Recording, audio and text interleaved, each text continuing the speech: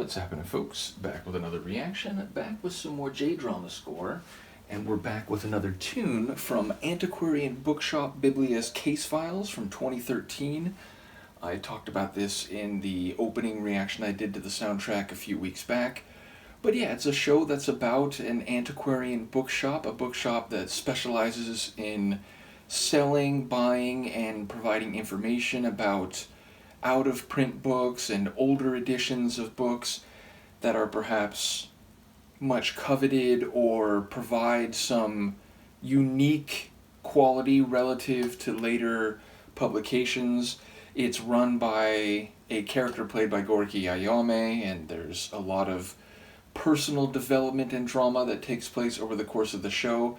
The mononymic Akira plays, is it Gora? I think it's Gora-san, but yes, ultimately he is the other main character who is not a reader, and that turns out to be related to his personal history, but he comes to appreciate what books mean and what they can provide and the stories they have to tell, including specific copies relative to other copies of the same book. So yeah, it's a beautiful little show, and the soundtrack is fascinating because it's heavily electronic influence, meaning most of the tunes, including the track we're about to listen to, which is, what is it called exactly?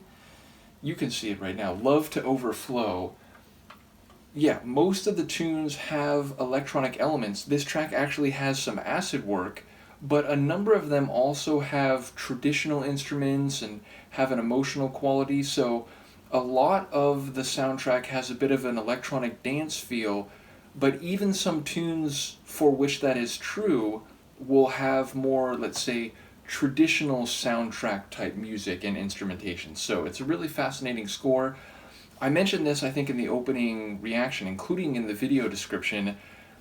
This is one I can't find a clear indication online, meaning most times when I begin reacting to a J-drama soundtrack, especially if there's more than one composer that's listed, and the particular tracks that one or more of the composers may have done specifically isn't included in the soundtrack booklet, I'll look online, and in some cases I've been able to find official listings of the soundtrack CD, including individual track credits. I can't seem to find one for this album, so it's composed by, according the credits for the composers for the soundtrack are Taku Takahashi and the Artimage Crew.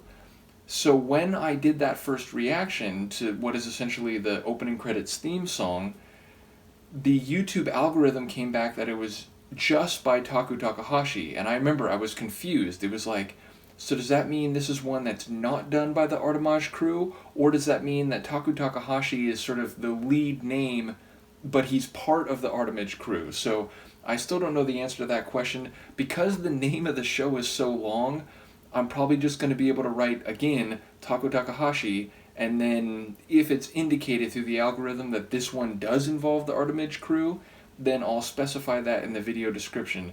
But in any case, this is one of the more beautiful tunes in the soundtrack. It really has an emotional quality, even though, again, it's got some acid work and electronic sounds along the way.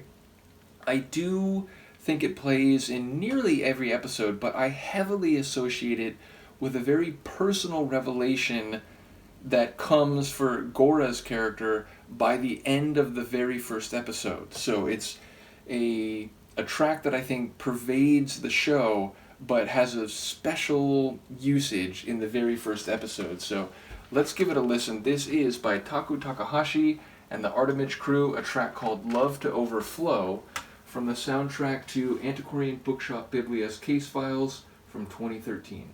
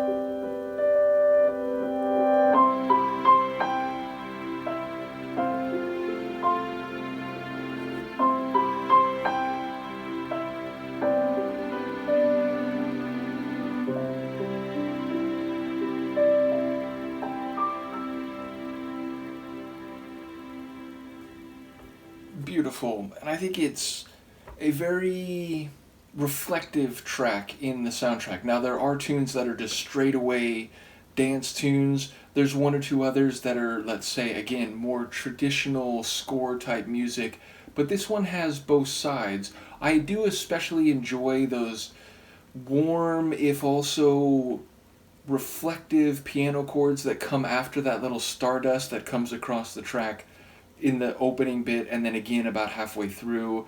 Those chords are what make me think of the real emotional and historical revelation that comes for Gora's character in the opening episode through the effective deductive skills and knowledge of books that Shinakawa-san, who is the Goriki Ayame character, through her insight and knowledge is how Gora learns about his past and his family and so on. So it's a really sweet part of the first episode, and the show that follows is just as fantastic.